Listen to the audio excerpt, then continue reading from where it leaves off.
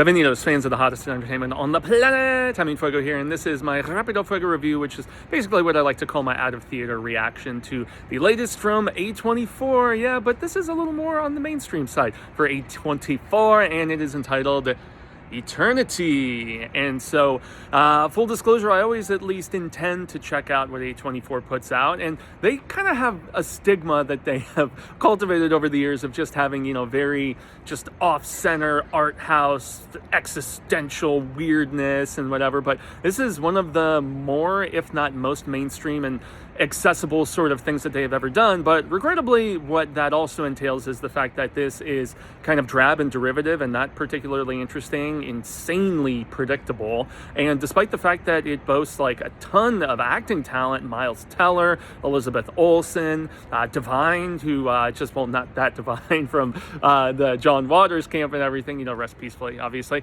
But the actress who won a Best Supporting for The Holdovers, what, a year or two ago, whatever that was, the Paul Giamatti, fantastic film, by the way. And then some other guy, call him something, I don't know. But despite all of the acting talent and the fact that they do bring it in a primarily humorous department, this is a romantic comedy, to be fair about it, but it is just, the script is nothing to write home about in any capacity. You know, some of the humor definitely lands, and just to give a brief little summation of the setup, so you have this couple, they are in their 70s, they've been married for, I think, like around half a century, if not more, something of that nature. And so at the very beginning of the movie, one of them dies right as he is finding out about the fact that, well, just kind of being given a reminder about the studliness of his wife's first husband who died in the war, World War I, World War II, no, Korea. That's an ongoing joke that I did find kind of funny in this. But yeah, so he ends up in the afterlife, and then she's there too. And then we end up with the dreaded love triangle. And so